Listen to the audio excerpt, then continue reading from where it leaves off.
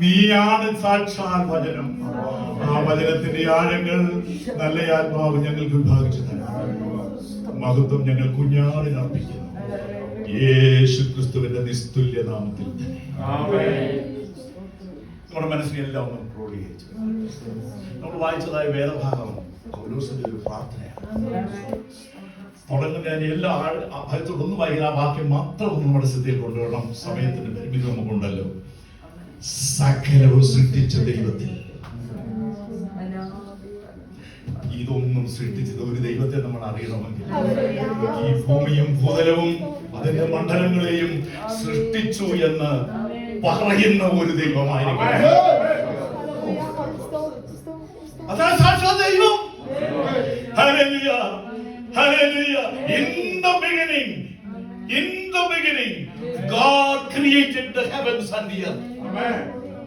ആദിയിൽ ആകാശവും ഭൂമിയും. ഇത് ചുമ്മാ വന്നതല്ല, ഇത് സൃഷ്ടിച്ചവൻ. ഹല്ലേലൂയ. സകലവും സൃഷ്ടിച്ച ദൈവത്തിൽ.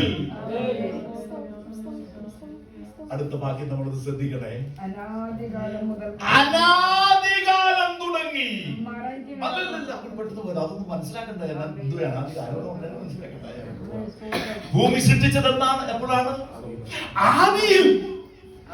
അങ്ങനെയാണെങ്കിൽ അനാദിയുണ്ട്. അനാദി എന്ന് പറഞ്ഞാൽ എന്തുവാ? അതിനും മുമ്പ് എന്ന് പറഞ്ഞാൽ ഈ ഭൂമി സൃഷ്ടിക്കുന്നതിന് മുൻപ്,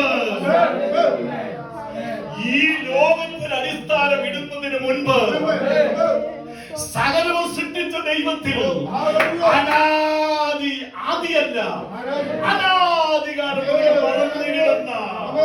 മറഞ്ഞിടുന്ന മർമ്മം ത്തിന്റെ വ്യവസ്ഥ ഇന്നതെന്ന് എന്നെന്നും നിങ്ങളോട് അറിയിക്കുവാൻ എനിക്ക് ആരാണ് ഈ പറയുന്നത് അറിയാമോ? അപ്പോസ്തലനായ പൗലോസ് പറയുകയാണ്, സകലവും സൃഷ്ടിച്ച ദൈവത്തിൽ അനാദികാലം തുടങ്ങി മറഞ്ഞുകിടന്ന മർമ്മത്തിന്റെ വ്യവസ്ഥ ഇന്നതെന്ന് അറിയിക്കുവാൻ എനിക്ക് കൃപ ലഭിച്ചു.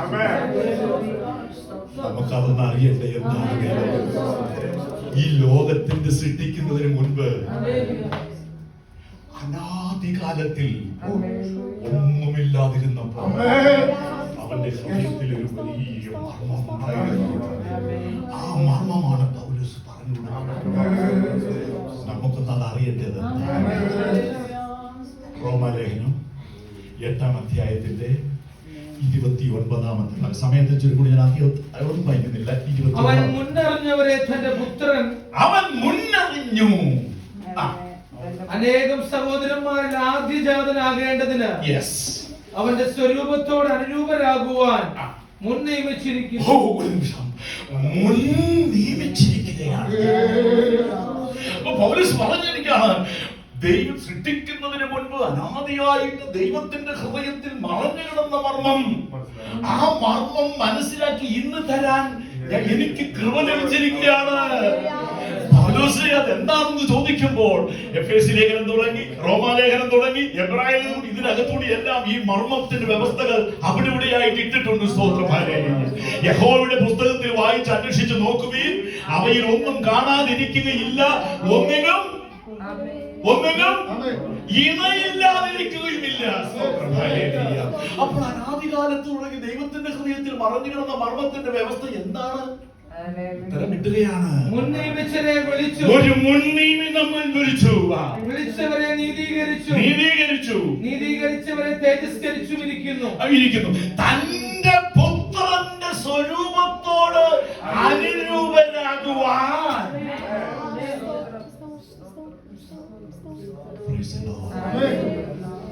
എന്താണ് ദൈവത്തിന്റെ ഹൃദയത്തിലെ ആഗ്രഹം?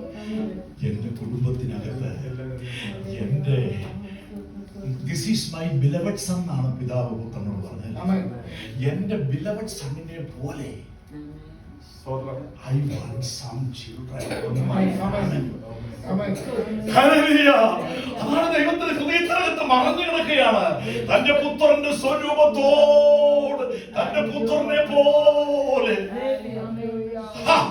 തന്റെ പുത്രനെ പോലെ. അപ്പോൾ ഹൃദയത്തിനകത്തേക്ക് പോകുമ്പോൾ ദൈവം ഇങ്ങനെ ചിന്തിച്ചു പറയുക, ഹൃദയത്തിനകത്ത് മറഞ്ഞു കിടന്ന മർമ്മമാണ് തന്റെ പുത്രന്റെ സ്വരൂപത്തോട്, തന്റെ പുത്രന്റെ സ്വരൂപത്തോട് അനുരൂപനാകുന്ന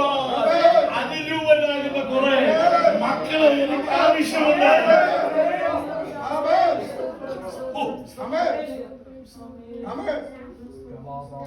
കുറച്ച് പുത്രന്മാരെയല്ല, തന്റെ പുത്രന്റെ സ്വരൂപത്തോട്. പുത്രനെ കുറിച്ച് നമ്മൾ പഠിക്കുമ്പോൾ ഒരു കാര്യം മനസ്സിലാക്കണം. അത് പറയുമ്പോൾ എന്റെ ഹൃദയം നുറങ്ങാതെ എനിക്കത് പറയാനൊക്കെ.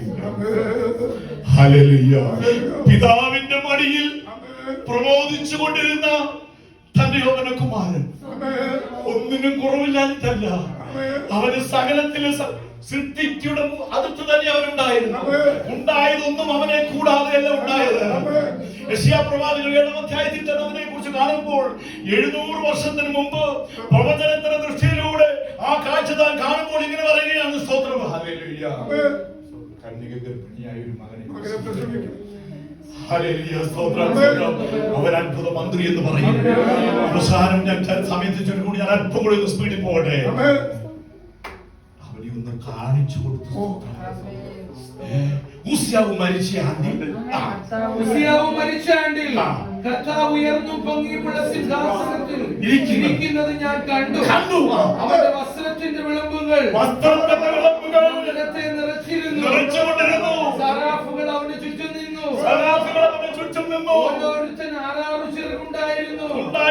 2 കൊണ്ട് അവർ മുഖം മൂടി, 2 കൊണ്ട് അവർ കാൽ മൂടി, 2 കൊണ്ട് പറന്ന് ഓരോരുത്തൻ സൈന്യങ്ങളുടെ പരിശുദ്ധൻ പരിശുദ്ധൻ സർവ്വഭൂമിയും അവന്റെ മഹത്വം കൊണ്ട് നിറഞ്ഞിരിക്കുന്നു എന്ന് ആർത്തു പറഞ്ഞു. ഇതായിരുന്നു ക്രിസ്തോളജി പഠിക്കുമ്പോൾ അതിനകത്ത് വചനം പറയുന്നത് എങ്ങനെയാണ്? നമ്മുടെ കർത്താവിന്റെ ഒരു ദർശനം അവരെ കാണിച്ചു കൊടുക്കുകയാണ്. ഹല്ലേലൂയ. ഉണ്ടായതൊന്നും അവനെ കൂടാതെ ഉണ്ടായിട്ടില്ല. ഭൂമിയുടെ അടിസ്ഥാനം ഇട്ടപ്പോൾ അവൻ അവിടെ ഉണ്ടായിരുന്നു. തന്റെ ശക്തിയുടെ വചനത്താൽ അവൻ ഇന്ന് വഹിച്ചുകൊണ്ടിരിക്കുന്നു. ദൈവം പണ്ട് ഭാഗമായിട്ട് വിവിധമായിട്ട് പ്രവാചകന്മാർ മുഖാന്തരം പിതാക്കന്മാരോട് ചെയ്തിട്ട് ഈ അന്ത്യകാലത്ത് പുത്രൻ മുഖാന്തരം നമ്മോട് അരുളി ചെയ്യുന്നു.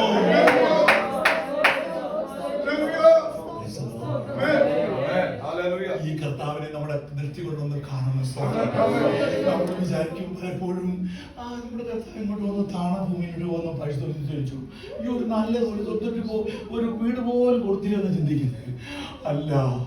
മക്കൾ ജഡരക്തങ്ങളോട് കൂടിയവരായതുകൊണ്ട് അവരെ രക്ഷിക്കണമെങ്കിൽ അവരെ ജഡരക്തങ്ങളോട് കൂടിയ ആ വരുവാൻ ആവശ്യമായി വന്നു.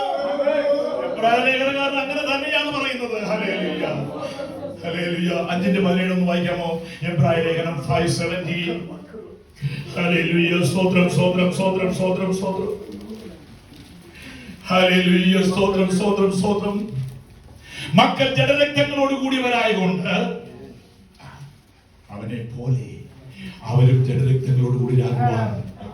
മക്കൾ ജഡരക്തങ്ങളോട് കൂടിയവരാകൊണ്ട് മക്കൾ ജഡരക്തങ്ങളോട് കൂടിയവരാകൊണ്ട് അവനും അവരെ പോലെ ജഡരക്തങ്ങളോട് കൂടിയവനായി മരണത്തിന്റെ അധികാരിയായ പിശാചിനെ തന്റെ മരണത്താൽ നീക്കി ജീവപര്യന്തം മരണഭീതിയിൽ അടിമകളായിരുന്നവരെയൊക്കെയും വിടുവിച്ചു. അപ്പോൾ എങ്ങനെയായിരിക്കുന്നു അവന്റെ പ്രീ ഇൻകാർണേറ്റഡ് സ്റ്റേറ്റ്? പിതാവിനോട് കൂടെ ഉണ്ടായിരുന്ന, പിതാവിന്റെ മടിയിൽ പരിലസിച്ചുകൊണ്ടിരുന്ന തന്റെ പുത്രന്റെ ഒരു ചെറിയ ദർശനമാണ് കാണുന്നത്. ദൂതന്മാരുടെ ആരാധ്യ വിഷയമായിരിക്കുന്ന എന്തിന് ഈ താണഭൂമിയിലേക്ക് ഇറങ്ങുവാനിടയായി തീർന്നു? 1 യോഹന്നാൻ 4:10 നമ്മൾ വായിക്കണം. സ്തോത്രം, ഹല്ലേലൂയ, ഹല്ലേലൂയ. 1 യോഹന്നാൻ നാം ദൈവത്തെ സ്നേഹിച്ചതല്ല, അവൻ നമ്മെ സ്നേഹിച്ചു.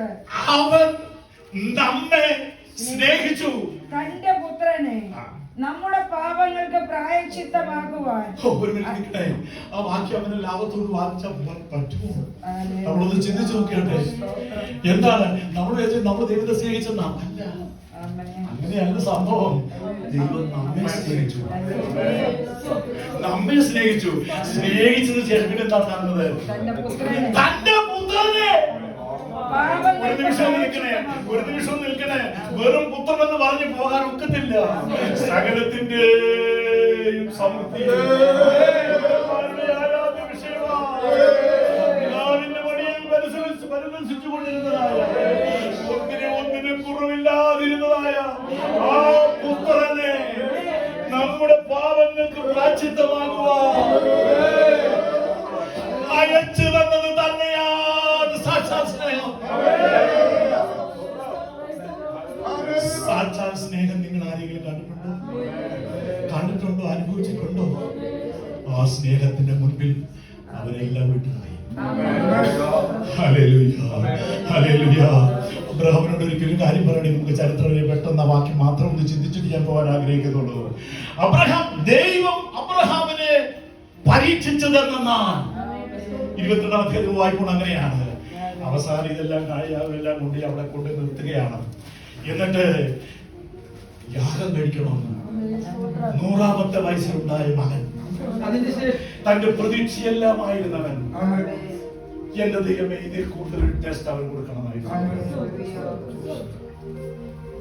അതനുസരിക്കുവാൻ അബ്രഹാമിന് നിനക്ക് എങ്ങനെ കഴിഞ്ഞു? അത് സ്വീകരിക്കുവാൻ നിനക്ക് എങ്ങനെ കഴിഞ്ഞു? ഹല്ലേലൂയ! അത് ദൈവശബ്ദത്തിന് മാത്രമേ കഴിയൂ. അവൻ പറയുകയാണ്, എനിക്ക് എന്റെ ദൈവത്തെ നല്ലോണം അറിയാം. അവൻ എന്നോട് ഇന്ന് പറഞ്ഞിട്ടുള്ള ഒരു കാര്യം അവൻ ചെയ്യാൻ നിന്നിട്ടില്ല. ഹല്ലേലൂയ! മരിച്ചവരിൽ നിന്ന് ഉയർപ്പിക്കാൻ കഴിയുമെന്നവനാണ് അബ്രഹാം വിശ്വസിച്ചത്. മരിച്ചവനെ ഉയർപ്പിക്കാൻ കഴിയുമെന്നാണോ അബ്രഹാം വിശ്വസിച്ചത്? ഹല്ലേലൂയ! ഞാൻ വിചാരിച്ചു നമ്മൾക്ക് അതിന് താങ്ങാനുള്ള കേൾപ്പുണ്ടോ? മൈലുകളിൽ ഇനി യാത്ര ചെയ്താൽ പോലും ഒന്നും ഉണ്ടാകുന്ന ഒക്കുന്നില്ല. അബ്രഹാം എങ്ങനെയാ ധൈര്യം ഉണ്ടായി? സ്നേഹത്തിന്റെ ടെസ്റ്റ് അവിടെ നടത്തുകയാണ്. ദൈവം പറയുകയാണ്, അബ്രഹാം എങ്ങനെ എന്നെ സ്നേഹിക്കുന്നു എന്നറിയും. അതിനൊന്നും ഇത്രയും അത്ഭുതം പ്രവർത്തിച്ച് 100-ാമത്തെ വയസ്സിൽ നൽകിത്തുന്ന തന്റെ ഏകജാതനെ യാഗം കഴിക്കാനോ?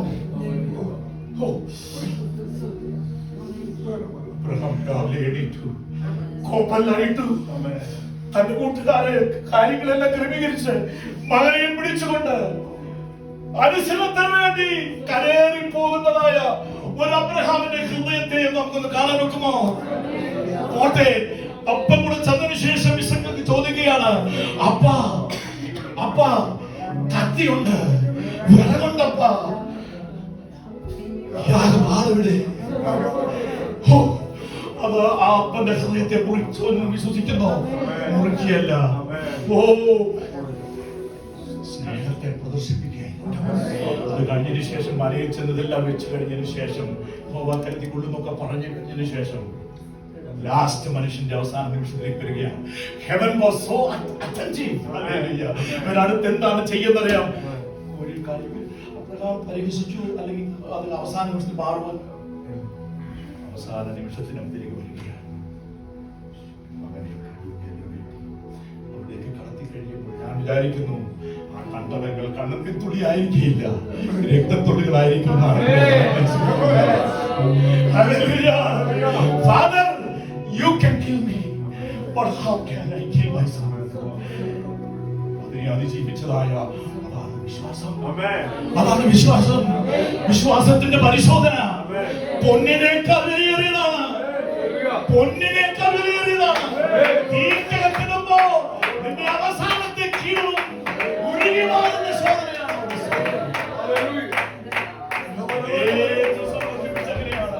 തിയോളജിയിൽ പഠിച്ചുകൊണ്ടിരിക്കുമ്പോൾ സാർ പറഞ്ഞൊരു വിഷയം ഞാൻ ഓർത്തുപോവുകയാണ്. അബ്രഹാം വെട്ടുകയായിരുന്നു. ഹല്ലേലൂയ. എന്ന് പറഞ്ഞാൽ അവിടുന്ന് അവിടെ യാതൊരുവിധ സംശയമില്ലാതെ വന്നു. ആ കൈകൾ അവിടുന്ന് പുറപ്പെട്ടു വന്നു. ദൂതൻ തടുത്തില്ലായിരുന്നെങ്കിൽ തീർച്ചയായും അത്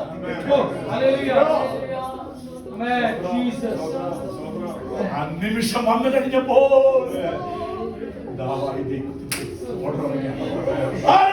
കൈവെക്കണ്ട. I accepted it. Now I know you love me more than this. Now I know you love me more than this. ഞാനിപ്പോൾ അറിയുന്നു നീ എന്നെ സ്നേഹിക്കുന്നു. അത് കഴിഞ്ഞതിന് ശേഷം ദൈവം സ്വർഗീയ സുന്നതോടുകൂടി ഞാൻ ഇമാജിനേഷൻ പറയുന്നു. ഇത്രമാത്രം ഒരു മനുഷ്യന്റെ സ്നേഹം ഉണ്ടെങ്കിൽ നഷ്ടപ്പെട്ടു പോകുന്ന മനുഷ്യവർഗത്തെ നോക്കിക്കൊണ്ട് എനിക്ക് ഇങ്ങനെ എന്റെ മകനെ സേവിയത്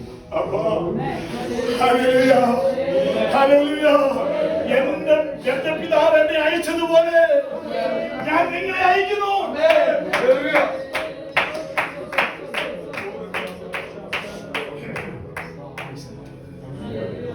ദൈവത്തിന്റെ സ്നേഹത്തിന്റെ പ്രദർശനമായിരുന്നു കാൽവരി. നമ്മുടെ അതിക്രമങ്ങളൊക്കെയും ക്ഷമിച്ചെന്നാണ് അതിക്രമങ്ങളൊക്കെയും ക്ഷമിച്ചു. ചട്ടങ്ങളാൽ വിരുദ്ധവും വിരോധമായിരുന്ന കയ്യെഴുത്തുകൾ മായിച്ചു കളഞ്ഞു. ക്രൂശിൽ തറച്ചു. അതിൽ നിന്ന് നീക്കി വാഴ്ചകളെയും അധികാരങ്ങളെയും ആയുധം പരസ്യം കാഴ്ചയാക്കിയതാണ്. ഈ ജയത്തിലാണ് ദൈവത്തിലെ നാം നിൽക്കുന്നത്. Greater is he that is in you than he that is in the world. ലോകത്തുള്ളവനേക്കാൾ വലിയവനാണ്. എനിക്കറിയാം, എനിക്ക് അനുവദിച്ച സമയം തീർന്നു. ഒരു മിനിറ്റ് കൂടെയോ.